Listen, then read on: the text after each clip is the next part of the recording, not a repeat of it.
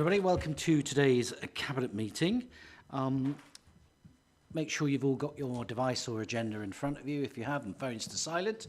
I would remind you that this meeting is being live streamed. But before we begin, in the event of an evacuation alarm sounding, everyone should vacate the building through the nearest exit point and proceed directly to the assembly point. So that bit of housekeeping out the way, we'll start the meeting. Apologies for absence. Dan. Thank you, Chair. No member apologies, apart from Councillor Sureste, and we've had apologies from officers, so Adrian Chapman and Rob Hill is deputising, Cecilia Booth and Steve Crabtree is here, and we've also had apologies from Jyoti. Okay, in terms of membership of the Cabinet, everybody's here as say, but we'd like to welcome Nicole Moyo, who joins first meeting day as a Cabinet advisor to Councillor Coles, with a particular focus on legal and governance matters, which is right up her alley, as it were. She is training to be a solicitor. So hopefully she'll bring some young, fresh insight into what generally is a male, pale and stale, weren't we described as? I can't remember when that was now, or who said it. Perhaps it was the Leader of the Opposition. Anyway, there we go. So hopefully we're seen to be doing the right thing, as we've always done. So, okay, we will, no declarations of interest, or maybe Lynn, you have one, I'm not sure. Yes, I do. It's item 7 on the asset disposal and review plan. I have an interest in one of the properties in relation to a charity that I sit on and make financial decisions over. Okay, thank you very much. Noted, Councillor Ayres. Anybody else? Oh, okay, good. So we'll go to the minutes of the Cabinet meeting held on the 11th of July. Seems so long ago. Where's the sunshine gone? So do I have a proposer, if they're accurate? Councillor Allen, a seconder. Councillor Bisbee. So we'll take those as a true and accurate record of that meeting. Okay, so Dan, are there any petitions? Item 4 to Cabinet today? Thank you, Chair. No, none received. Okay, thank you very much. So we'll move on to the meat of the agenda this morning, which is item 5, strategic decisions, which is the Household Support Fund, extension round number 3, which you'll find on pages 11 to 22. And I believe Rob Hill is here this morning, although I see people like a coiled spring appearing at the end of the table. So Matt, Oliver and Jonathan Lewis, are you guys going to introduce this, or does anybody have any preamble to this by way of introduction? Councillor Ayres. I'll just say some very shortly about it, because we've always been extremely delighted with the government over the Household Support Fund that's come in now. This is the round 3 of it, so it's been going for about 18 months, 2 years, I think, and it has been extremely useful in this city. And now it's been extended again, and this is the decisions on, or proposals on how we deal with it, how we're going to move it forward, and which areas we're going to devolve our money to, send our money to, which is on page 15. We've got 4 areas on the go now. Not all of them have been there in the past, but we've got a holiday voucher scheme, which is principally for children and those who are on free school meals, for example. We've got a pensioner voucher scheme, which of course is very important, but it's been very difficult to get out to pensioners and find out whether they have a requirement, whether they have any, or just if they will actually come in and ask, because that's what we want them to do, of course. And we've also got a it's the vulnerable, let me get this right now, the vulnerable households voucher scheme. And that again requires a lot of people to come in and make their applications, because you will notice in the report that we are hoping to get quite a lot of applications in, and they haven't come forward in the past under the same scheme. And then finally we've got the Vulnerable Household Support Fund, which is a small area, but that's relating to communities, luncheon clubs, food banks, charities, etc. Again, terribly important that everybody applies for these areas of the scheme, because if they don't apply, we don't know they need the money. And that's the important thing to be said, I think, today. Aside from that, it's very difficult for us to get hold of management information, so we have got a bit of help coming in, I think, from the Cambridgeshire County Council as well in one of the areas, and we look to help for information on who might we could write to and who might apply in various areas. But anyway, I'm sure that Matt and Jonathan will have further to say about it, and particularly on the figures. So, chaps, do you have further to say about it? Well, Who wants to Councillor go Les has first? done an amazing job in introducing most of the things that I was going to say, but I will just pick up on Yep, she does that all the time. a few things. So just to say that we expect the fund to be the same as it was previously in terms of amount, so 1.82 million. The focus of the scheme remaining the same, that's to support households that are most in need with things like energy costs, food and essential supplies. But the guidance does state that we should also focus on those that are not eligible for other support. So those that that's a really helpful and a flexible thing, because it's not just about people that are on benefits and receiving support. We want to be able to reach out to all those that might be struggling, especially through the winter time. The guidance states that we should have an application-based element. That's not something that we're worried about because we've always had that, but in some other areas of the country they've got the money out in other ways through direct giving, so they've not been able to support people to get wider support through an application process. And just one other thing to say is that there's been a removal of the mandatory ring fence, which we had previously, which mandated that we spent a certain amount on certain sections. And I think it's important to note that this time the government have listened to our feedback and they've removed all of that mandatory ring fencing, which means the scheme is much more flexible. So I think that's all that I want to say. Just give John the opportunity or ask for questions. John? Just very briefly, obviously my element of it relates to the holiday voucher scheme. This is the continuation of the scheme that started in December 2000. I think the challenge we face and why this scheme is so important is just to see the growth in numbers. So we allocated 8,000 vouchers in the first round. We're now over 11,000 vouchers. So the challenges in the city are acute and remain acute, and obviously free school meals being a key part of it. So I see this as currently being absolutely essential to continue to provide, and you'll see with the allocation of the funding we are weighting it on Christmas, given that's often a time for families and challenges. So I'm delighted this continues, and hopefully the success of the schemes that we've had previously will mean those families are supported. So thank you. Thank you very much. Okay, folks, I'll open up to questions. Councillor Bisbee, please, is first this morning. Thank you, Chairman. Leader. My question is about the pensioner element of this household support fund. The report states that there's a relatively small amount of funding that has been spent on the support for pensioners in this round. And I was just wondering, following the 4,000 letters that have been sent out to try and increase contact, what kind of impact have those letters had on increasing the numbers? So that's a great question, and we have seen a rapid uptake. As is mentioned in the report, it has been difficult to find methods of supporting pensioners to actually contact us, but through some of the data that we've got around pension credit, we've been able to send out those 4,000 letters. So in 2 days, there were around 2,500 calls to Age UK, which is a really overwhelming, actually, amount. And we've had to redirect resources, offer overtime, offer weekend working, and ask them to step up the resources that are on the phones there. But what we do now see is that we're processing a lot more awards, which is really, really good. And it means that Age UK are able to support people to get the wider support that they need, rather than just give out a voucher or give out some funding. And we're seeing some quite complex issues coming through, which Age are ideally placed to deal with. So the impact has been good on that direct mail for that specific cohort, who tend to respond to letters from the council. So it doesn't work for every single cohort, but for that cohort it's worked quite well. Councillor Coles, please.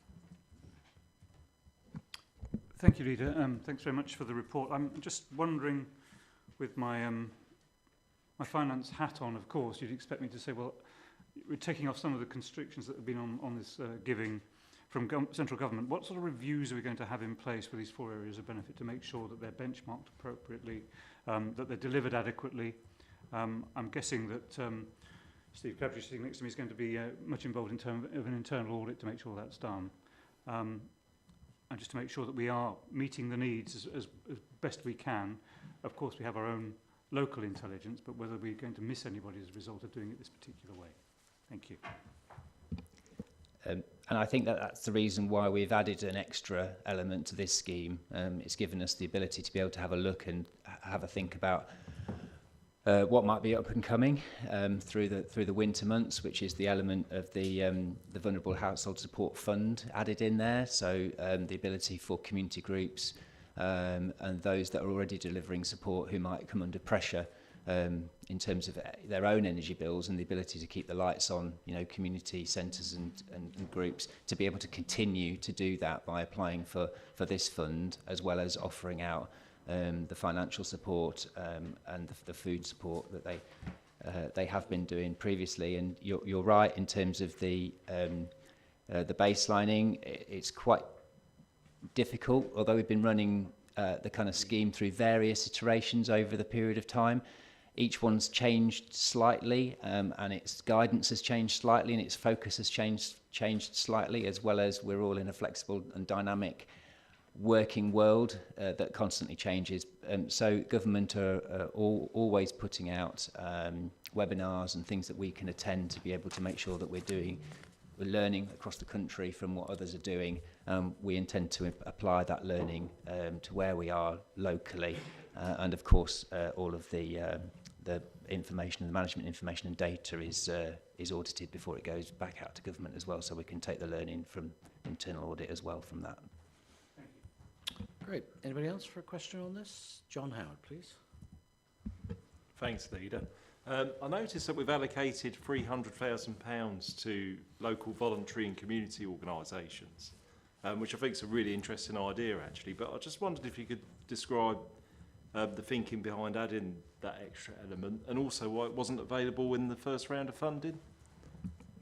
Yes, I can, and I alluded to it a little bit in the last question, but it wasn't available in the last round because of the mandated ring fence, and we had to spend at least a third on families with children and at least a third on pensioners, and within the middle sort of area that squeezed that fund that was available. And we did stand something up, and that's actually been quite successful through the Citizens Advice Peterborough. But given that we've been able to remove the ring fence, we've taken some of the funding out of the pensioner element, which you might say sounds a bit harsh, but we think it's more realistic from what we've seen in terms of delivery.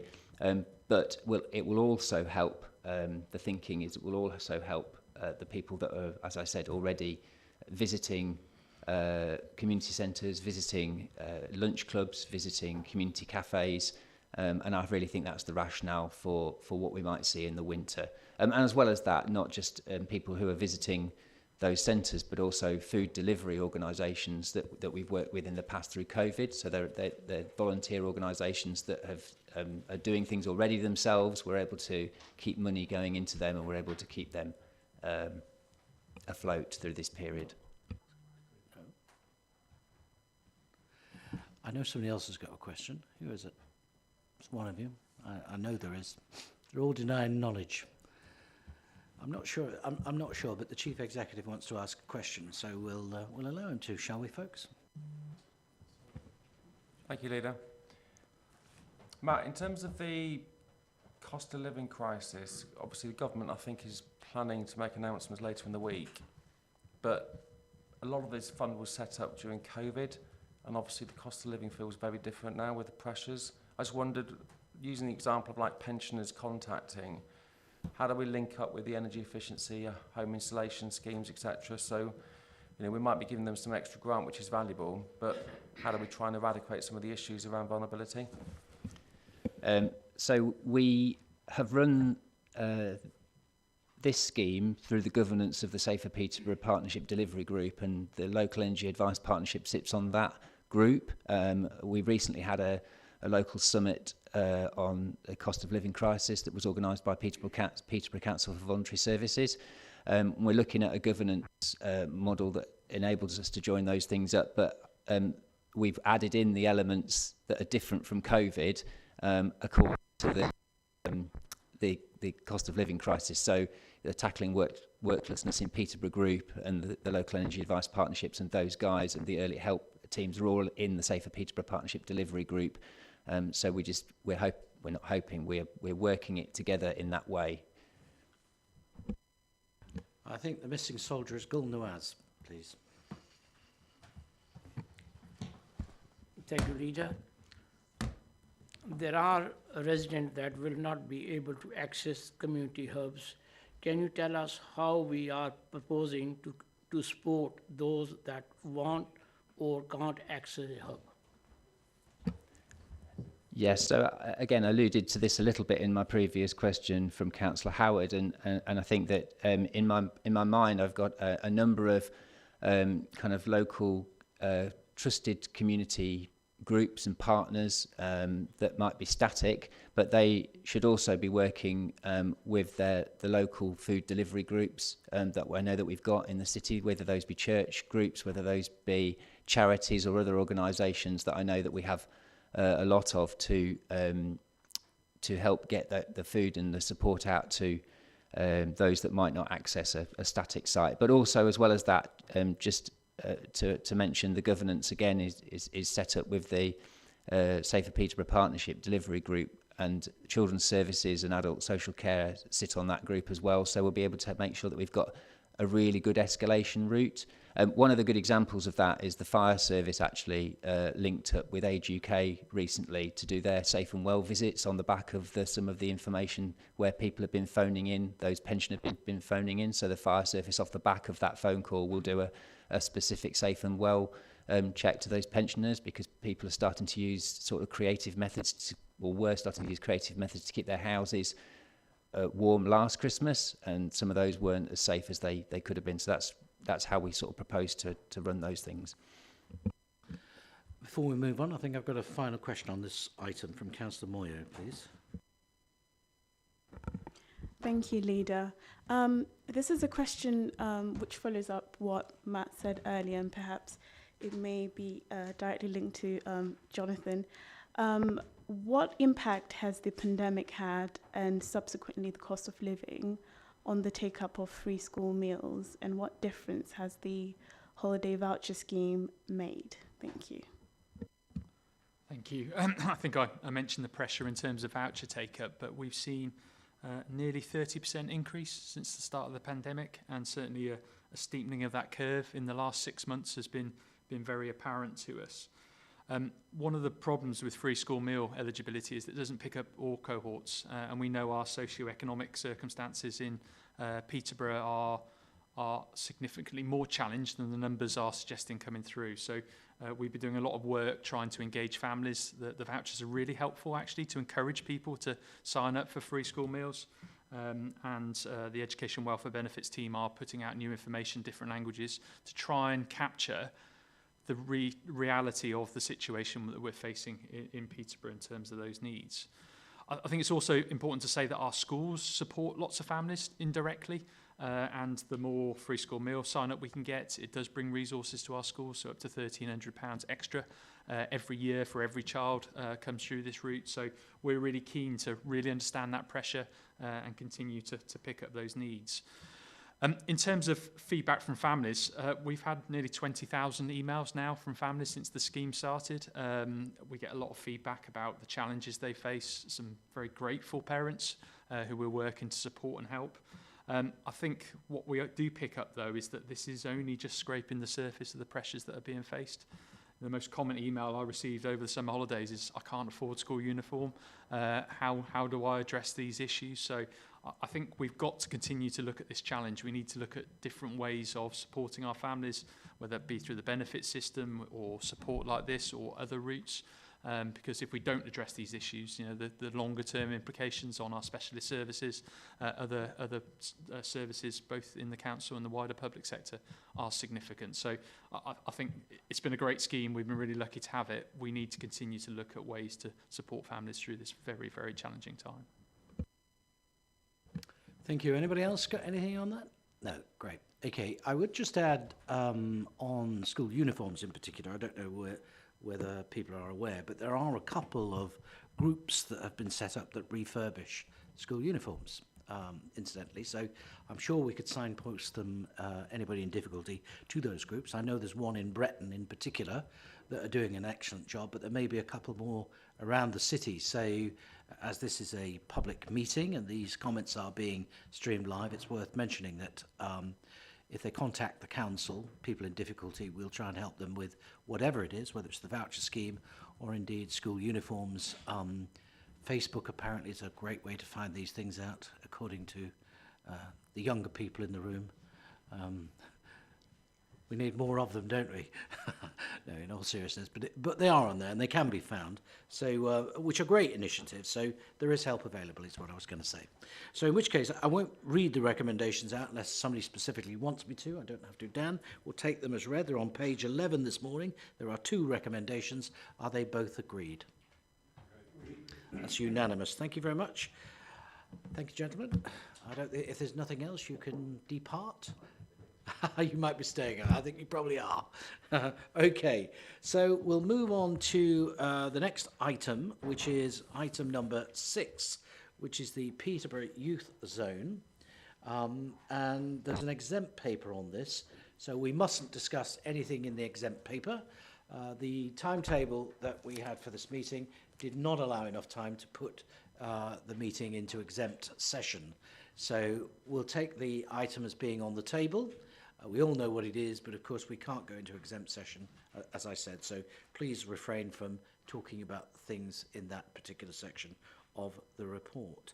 So I think actually Steve Allen and Councillor Ayres are jointly responsible, and I'm sure it won't be both. Again, Rob Hill on this, and Matt, Nick and Christine, although I don't see Christine unless she's hiding over there somewhere. No? Okay. So does anybody want to say anything by way of a preamble? Steve, is it your good self? Thank you. Yeah, thank you, Leader. The paper we have before us is to explore, in principle, the development of Peterborough Youth Zone, and that's fleshed out with item 2.1. The purpose of the report is to set out the opportunity to bid for the development of Culture and Media and Sport Youth Investment Fund Phase 2, partnering with Onside, a national charity, to build and run a youth zone in Peterborough.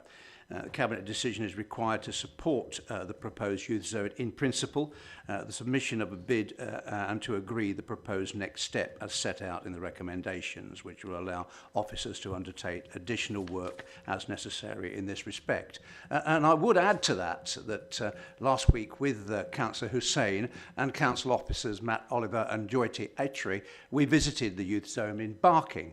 And certainly it did reassure the councillors in particular, Ishfaq and I, of the value of a youth zone. And I do think that the exploration in principle is a great idea. And in support of our deliberations, we were very impressed with the wide range of activities that were on offer at the Barking Youth Zone, and indeed the potential of developing youth support workers, which is valuable asset to our city if we take it forward. And also, and I think that Councillor Hussain will agree with me, we were particularly impressed for the support for vulnerable kids by the provision of a hot meal each day for £1. A choice of courses. I don't want to go too much into the menu, but the fact is many young people will find that kind of thing valuable, and I think that we shouldn't just look at a youth zone as a glorified youth club. It is much more. And to answer further questions, we have with us today Matt Oliver and Nick Carter. And I don't think Christine is here today. So any questions can be pointed at the two officers at the far end of the room. Thank you very, very much, Leader. Do either of you want to say anything before any questions, or are you happy to take questions? Okay, who wants to kick off first then? Ray Bisbee, please. Thank you, Leader. As you know, I'm really into anything that we can do to help young people move forward. And this sounds like an absolutely fabulous opportunity. And it'll create something that we don't have in Peterborough. And it'll be a real game changer for the whole of the city. And I'm sure it'll make a fantastic impact on the city centre.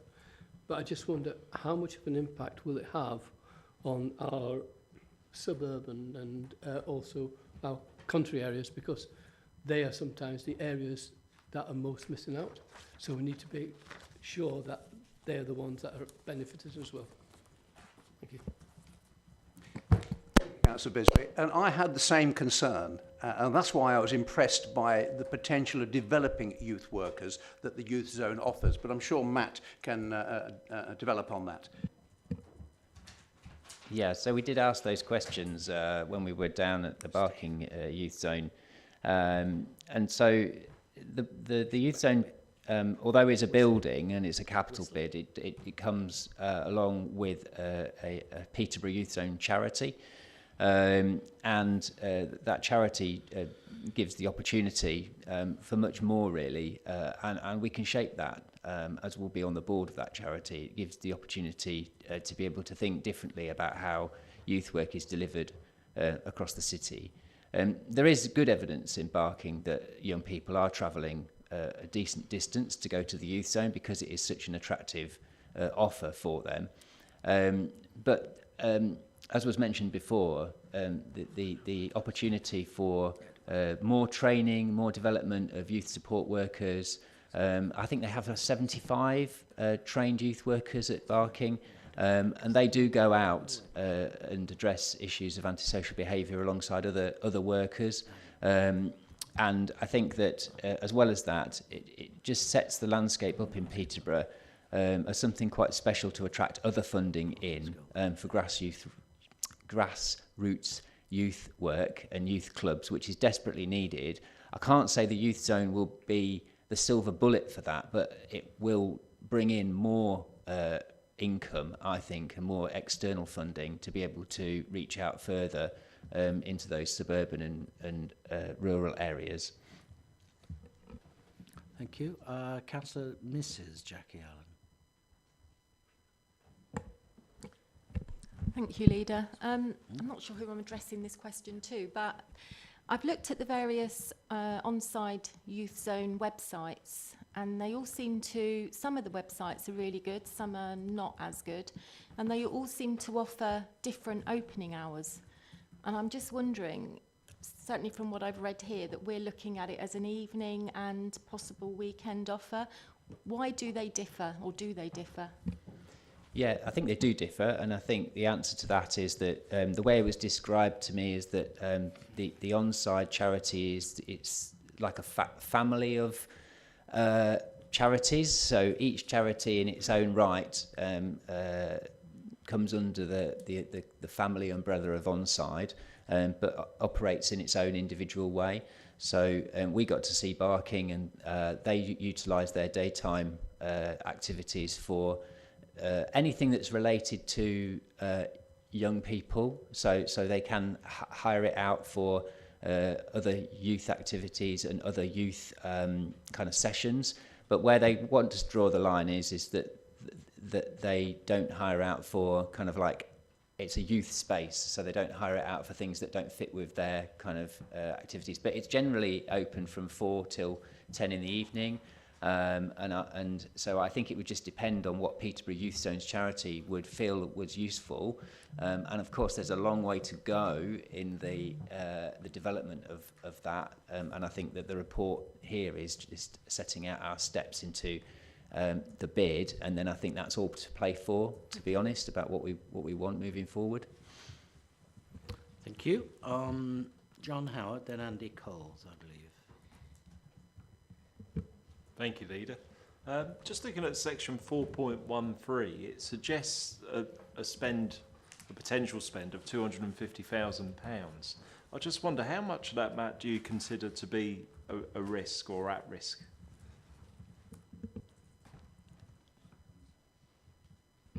Well, I think it is a risk. I think it's all at risk. But I think what we consider is that those suggested locations that we've got will all need development at some stage. The work that we'll need doing is going to need to happen anyway. So I think that whilst that it is at risk, it's something that you'll be looking to develop in those areas. So you have to mitigate that off, I think, as you move forward.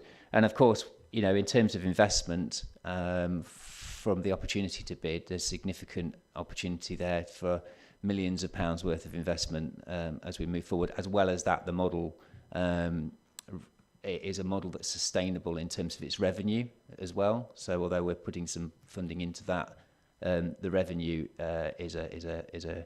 their model is really quite tight around the country from that. The 14, none of them have failed, operated all the way through the pandemic. A slightly different answer to your question, but... Thank you very much. Sorry, I was just going to add to that. Yes, it's at risk. It's much like doing a feasibility study on a site, but the opportunity to leverage potentially £8 million against one of our smaller sites, which wouldn't achieve that kind of receipt, even if we developed it, is a huge opportunity, and it's an investor save. And I think, as Matt's outlined, it's relatively de-risked because the organisation is very successful at leveraging the funding. And there are a number of these around the country already that are running very successfully. So potentially we're leveraging between 4 and 8 million, that we're going to be looking at 8 million if we can for the development. And it will help us scope out the next stages of moving forward with that. So I think it's a very good investment for the council to be making. Please somebody double minute that. Andy Coles. Thank you, Leader. Gentlemen, you know my position in terms of the finance. I've had an interesting more than a year of trying to resolve some very difficult problems with not spending money on things that we can't afford. And of course, a lot of that is to look at statutory funded things and these nice to have things. It's extremely difficult to fund without external grant funding. And well done for the work that you've done to achieve a lot of promises of funding, but it's not there yet. And also, there will be an ongoing cost that we need to be able to meet, and we are still in difficult financial circumstances, and that's not going to improve over the next couple of years with the way that the current situation is developing in terms of fuel costs and so on. So we've had to make these really difficult decisions. Can we really afford this luxury, bearing in mind all the other things that are coming down the line?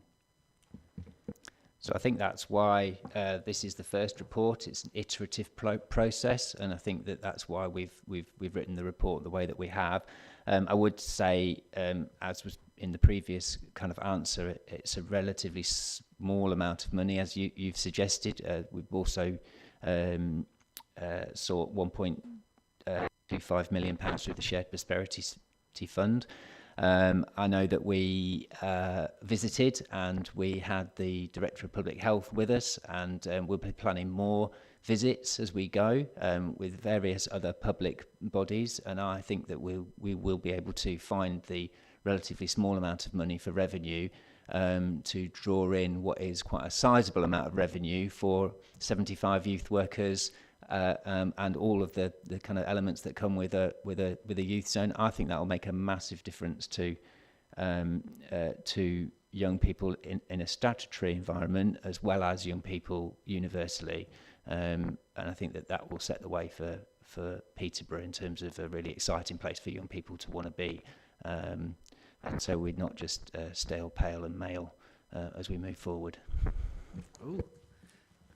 Thank you. I mean, I hope, even though I might meet that remark in terms of my own personal circumstance. Of course, we are concerned that we can actually do this, but of course, we know in the past that youth work has always been one of the first things that suffers when a downturn comes. So, I suppose I'm looking for reassurance you may not be able to give that this is much more sustainable than other circumstances that we've had in the past. Great, thank you. I've got one final speaker on this item, unless I've missed anybody, and that's Oliver Sainsbury. Thank you, Leader. I was just wondering when we will decide which site to progress with. I think it's difficult to give a timescale on that because obviously we're looking at the next round of bidding in November, I believe, and a decision in December. I think at that stage we'll start to tie down the site, so probably towards the new year. We've already done a little bit of work around, or quite a lot of work around establishing good sites for this, and using both our knowledge of what we want to do in terms of regeneration going forward, so that we don't sterilise regeneration in certain areas, but also in terms of the requirements for the youth zone, which are quite clear if they're going to be successful. And I think the potential for reducing antisocial behaviour in the city centre and all of the commission services that are focused around dealing with that certainly could benefit from that if the location is around the city centre and has a prominence in the city centre. So I'm unable to give you a concrete answer on that at the moment, but we're certainly in a process of doing that, and as the bid goes forward and the funding becomes clear, then we'll be able to report back and give you a more concrete answer. Thank you all. I believe Councillor Allen wants to come back, maybe to wrap up or something. Okay. Thank you, Leader. I just want to ask Matt, and maybe Nick as well, we, on our visit to Barking, spoke to the CEO, and one of the questions I asked him was the support funding that comes from local companies. Now, the whole scheme is predicated on getting those companies on board and signing up for a 3-year plus period. How confident are we that we have those kind of companies in Peterborough that will get on board with this project? Because I think it's very important that we identify that at the early stages of our investigations taking this forward. Well, I think that there's already been work done through Onside to make contact with some of those companies. I think there's a larger family of companies around the country that are all really passionate about supporting youth zones. From what we heard in Barking, I know this is pertinent to Peterborough, you're asking Councillor Allen, but they said that rather than see a decrease in funding from philanthropy through business, they'd seen an increase through that from some of the activity that they've done. I think Peterborough is a growing city. It's can't remember, 3rd or 4th in the golden triangle of logistics, and I think that the way that they set themselves up with a state-of-the-art bespoke youth facility means it's something that those businesses want to attach themselves to, and it makes them look good. So I think that's what the difference between a sort of local youth club out of a community centre, I would say, which has its you know, its value, absolutely, but this is a step change, and I think that that's what Peterborough really, really needs. Yeah, thank you, Matt. And I think that that will reassure Cabinet colleagues that we take this forward and certainly explore in principle this project. Thank you. Right, okay. I don't see any more hands from members this morning, so I think we've given that a good airing. And as Councillor Allen just emphasised there, this is early stages at the moment, so we are in principle finding our way along this road in what could be a very exciting project. So I would remind members that the recommendations before you this morning are on page 23 at items 1 to 5. And if we're all agreed on that, is that unanimous? Okay, lovely. Thank you very much. That was easy. It's going swimmingly well this morning. And we're getting some good questions as well. So we shall move to the next item, which I believe would be number 7, which I think is Councillor Cole's, which is the Asset Disposal and Review Plan, which you'll find on pages 37 to 44. Cecilia Booth is the director responsible, but I believe she's on holiday today, in fact for the week or so. Who's taking this? It's Andy will introduce the item. Thank you. Thank you, Leader, and I'm grateful for officer support around me, even though people are on holiday. It's good to have people actually know what's going on with Felicity, with Steve here. Members will remember that when we started to deal with the financial issues of the council, that there was something of a scramble to try to identify a whole piece of work around properties that we might be able to sell off to make money. And some of that was pretty much like looking like a fire sale. And of course, we don't need to do that. We didn't need to do that. What we do need is to have a really intelligent, long-term approach towards the properties that we own and those that we can sell off to sustain our budget going forward. So this report is the starting point, looking at a disposal plan and a series of reviews of properties that are likely to be considered for disposal.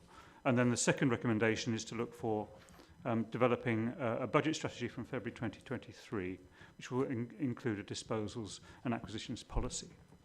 So I don't intend to go into any great detail at this stage, but open for questions, and the officers are here to support. Thank you, Leader. Thank you. I'm sure we'll have some questions, and Felicity is here, as you can see. You're not alone, though, but you're the voice of reason at the end of the table. All knowledge is with you. You're it today. So who wants to kick off with the first question? Oliver, fire away. Thank you.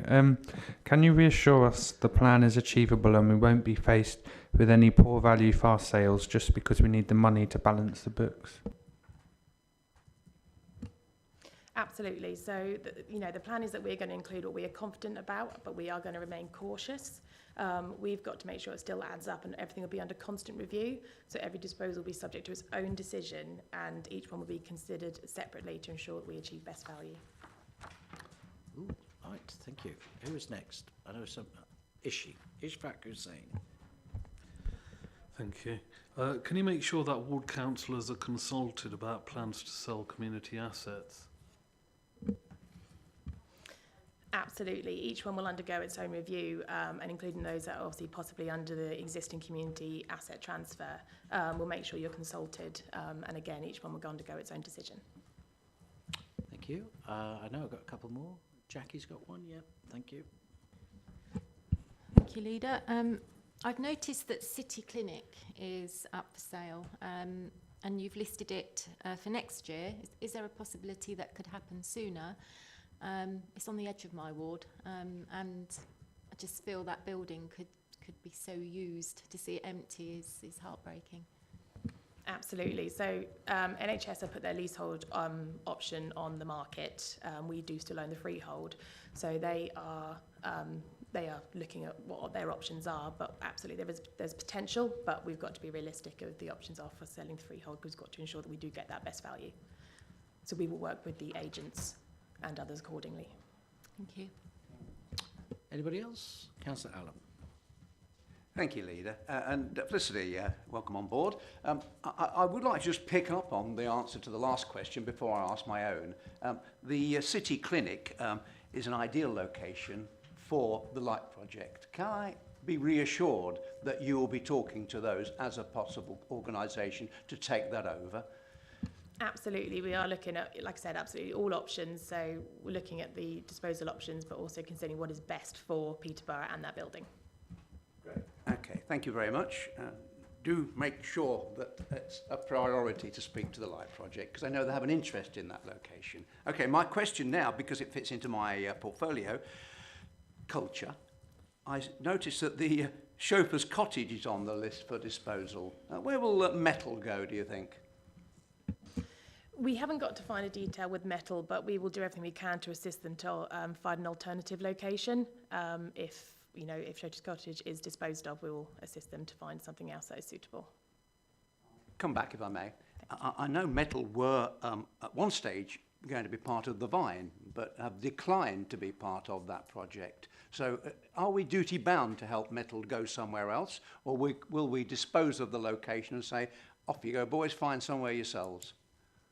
We're not duty bound, but I think it's in our interest to help them facilitate, an alternative location, or at least utilise our contacts, other properties, what else might be out there to make it worth their while.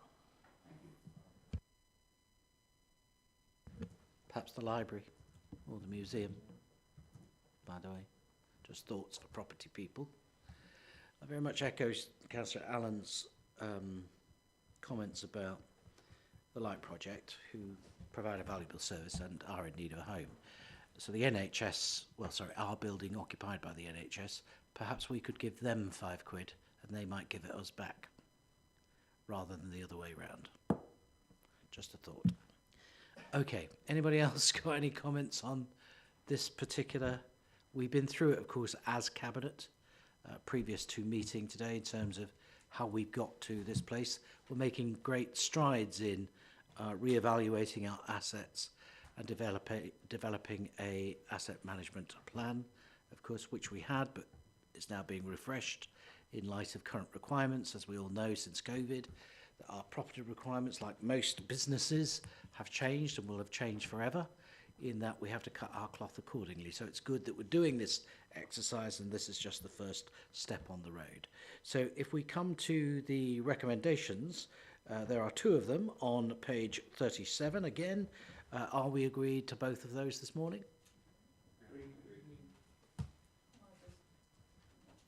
No, you don't have to vote. Councillor Ayres is abstaining, so she already declared an interest, so that Dan can note that. But otherwise, all agreed, apart from Councillor Ayres, who's abstaining. Yes? Good. Marvellous. Even better. Thank you very much, folks. We're moving swiftly on. We'll go to item 8 this morning, which I think probably is just for us to agree and note. So I don't even think, unless there are any questions in terms of, there's possibly a couple for Lewis Banks, who has just joined us this morning. Oh, the lights have gone. This is part of the new cost-cutting. Don't sit for too long, the lights go off. So who is this from? So it's Lewis is here this morning. Is this come under you, Rob? No, that's fine. Just in case, who wants to introduce this? Because I think it's Marco. But Jackie, do you have any introductory comments? If you don't worry. Nothing to say. So we'll move straight to questions. The report is as laid out before. I think we took this decision some time ago, but I think there's a couple of questions that might arise from it. Just to belt buckles and braces, who's got the first one? John Howard, our cycling guru. Thank you, Leader. We'll start strong then. So my question is, there's been a lot of talk and debate about the level of support and funding that we get through the combined authority.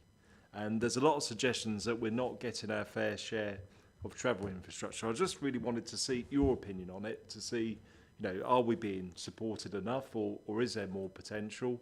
And if there is more potential, what do we need to do to help that along? Thank you.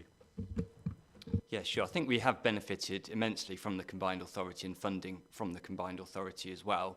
I think crucial to this is obviously establishing our local cycling and walking infrastructure plan. I think once that's in place, which obviously what the Task and Finish group are being tasked to assist with, that will put us in a really good opportunity, both with the combined authority, but also there's some fairly large sums of government funding available as well to local authorities that have these plans in place, and it's very much around supporting local authorities to develop their plans, and in particular the technical elements, so like looking at the engineering and the economic side of the new routes and the benefit that they can produce. So that will be a large part of it, of what we'll be bidding for. But in addition to that, there is the opportunity to fund behaviour change activities. So we're going to be looking to submit part of that as well as the bid as well, and that will really focus around our activities that we do with schools to try and encourage active travel, for teachers, parents and pupils.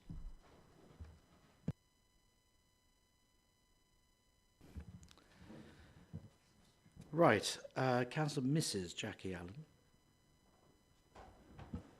Thank you, Leader. In developing or continuing to develop our cycling and walking paths, how do we actually maintain the existing ones that we have? Where do we get that funding from?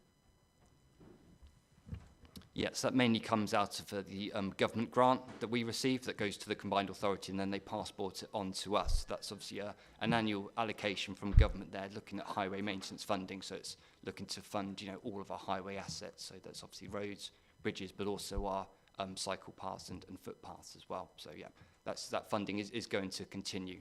I think we've got an allocation for maybe the next 2-3 years of indicative funding for that. Councillor Steeman. Thank you, Leader. Morning, Lewis. How has the working group helped the climate change programme, if at all, that is? Yeah, the working group was was really helpful actually in assisting officers in the development of the council's climate change action plan. We feel it's been a significant benefit to have it operating, and it's also helped out with some of the wider climate change work as well, such as the council's tree planting policy, and also working with us and the combined authority on their new local transport and connectivity plan, amongst a number of other initiatives that they've been involved in as well. Councillor Moyo, please. Thank you, Leader, and thank you very much for the report. With the prospects of the working groups being dissolved, do we have assurances that the ongoing work or discussions which were taking place in the groups will be transferred onto the Climate Change and Environmental Scrutiny Committee? Yes, very much so. A lot of the work that the working group were doing is now going to be taken up by the new scrutiny committee. So recent examples include an item that went before them around the public consultation for the citywide action plan. So we've got a number of excellent suggestions that have come through from that. So we're looking now to develop our consultation plan. And also we presented the outcomes of the council's local area energy plan. And again, it was great to have the committee there to be able to scrutinise that and make a number of suggestions that we're going to be taking forward as part of our work. Okay, folks. Anybody else for anything else? No, I didn't think so. Just a couple of general questions for you, Liz. There was some recent announcement about cycling rates in general. What is your view on why the cycling rate has gone down, as reported in Peterborough, from where it was 4 or 5 years ago?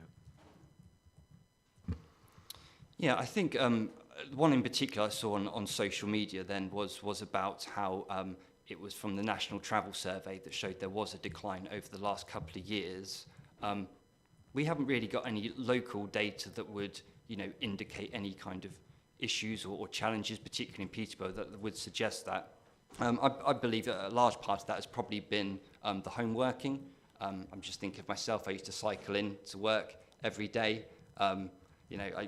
When I come into the office now, I still cycle, but not nearly as much as I used to do. And I imagine that's probably a similar position for probably quite a few people that are maybe office-based in Peterborough, and that we're probably cycling at least once a week for work purposes, and probably aren't so much anymore. So that would be my guess, I suppose, as to why the numbers have gone down over the last couple of years. But obviously, we're very much in terms of our plans, looking to to change that around and to get that number increasing, by providing some better infrastructure and also some of the behaviour change initiatives then to try and encourage more people to walk and cycle. The reason why I ask is I wouldn't want anybody thinking it's a lack of investment or a lack of will to improve the infrastructure around active travel. But as I've said many, many times, Rome is not built in a day. So we have lots of plans in terms of safe segregation of cyclists and motorists, but that does not include pop-up cycle lanes, which it doesn't matter how you cut the numbers. And I read some recent figures over the weekend, we're not going to disadvantage. What was just remind me that you have a traffic number for Crescent Bridge, for example, in terms of the number of cars that use that bridge daily under normal circumstances. How many? Can you remember off the top of your head? I can't now, but it was obviously very significant. It's a significant very busy route into the city centre. Is what I mean. And compared with cyclists, which are very important, but there is a significant imbalance if we were to take a complete lane out there. So I'll say again for the record, our plan is that we should try and allow for another bridge on the side of the bridge when we redevelop the station quarter, and particularly the western end of the station and Thorpe Road. So it doesn't matter how much people shout at us, we will do what is required and what is cost effective and what is a long-term solution, rather than inconvenience thousands of other residents in the city. But we do today say we are committed to active travel, which includes improving walking and cycling rates, but people have to be patient, and like we have to be. Andy, do you want to come in?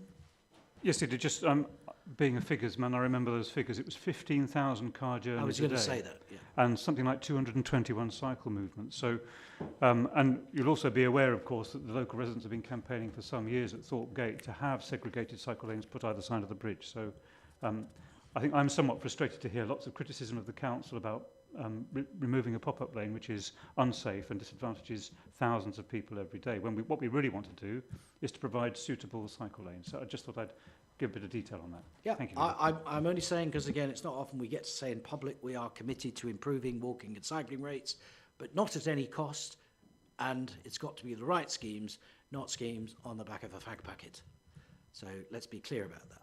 Okay, so I think we're done on that item, and there are a couple of recommendations. So I'll just turn over my page. We've already done it. The walking, agreed to close the climate change working group and the cycling and walking working group. But to Councillor Moyo's point, they've already been, the work continues through the scrutiny committee, which was the point of doing it. We're trying to streamline the work of officers so they have less to do, and it goes through scrutiny, which of course in turn comes back to Cabinet and indeed Council. Are we agreed on that? Thank you all for those. Okay, so we've just got some monitoring items now. Again, it'll be Councillor Coles, and I'm not sure who else. Are you getting any help? Oh, Steve Crabtree's infiltrated the ranks as a fifth columnist. That's our fire alarm test. It is a test.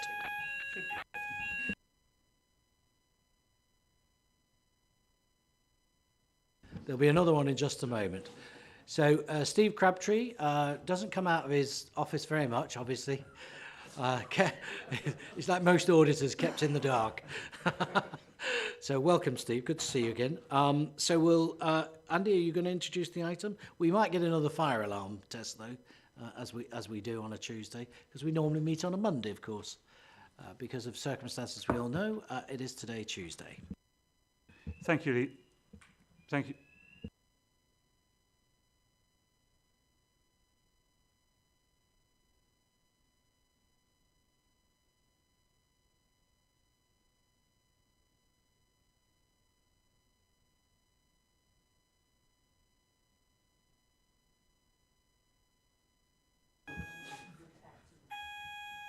This is so people know there is a noise going on.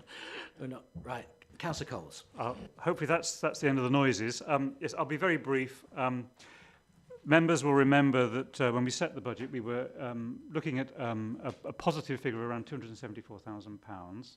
And inevitably, as we've been working through, the numbers have changed. They always do. At quarter one, we're looking at an overspend of £0.2 million, which is in the recommendations of this report today. An amount of analysis has been taking place. Look at where the pressures are, the underspends and the overspends. And the very good news in terms of business rates collection and council tax collection are outlined in the Appendix B.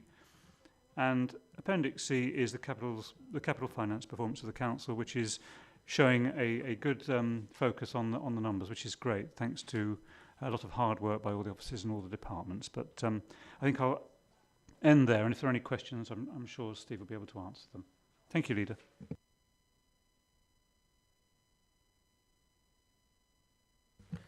Are there any questions? Steve's come all this way from the basement, and somebody must ask him a question. Councillor Ayres. I'll ask something. I've got 2 or 3. On page 54, there's talk about the Serco Strategic Partnership, Peterborough Serco, and mention of a transformation of business support delivery model for us. Can you explain to me what that's referring to? I dare you to say no.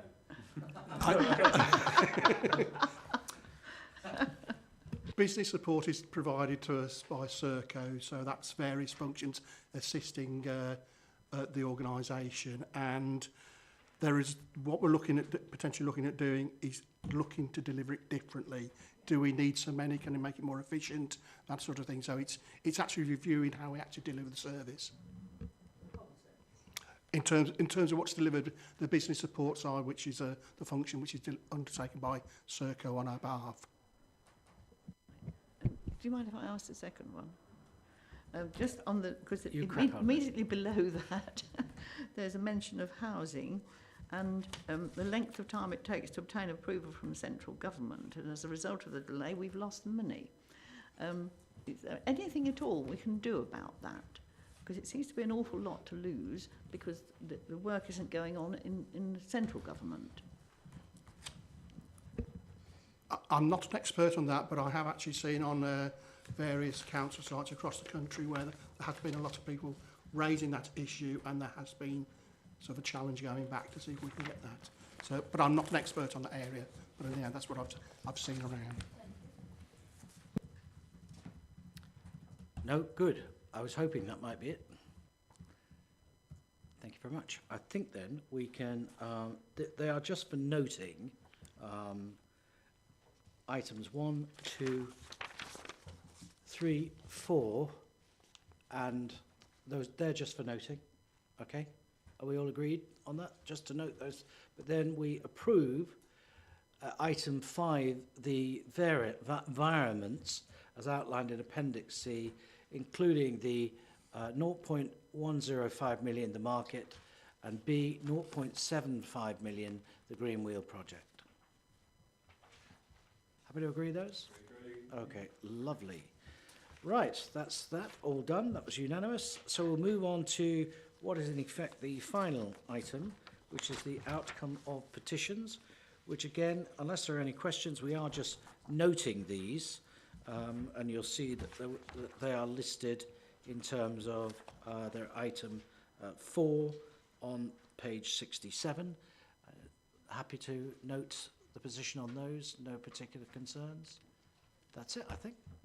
Okay, Dan, they're all noted. And with that, I believe we're at the end of the Cabinet meeting, which is probably an hour, because I think we started a few minutes late. So thank you all for coming this morning, and I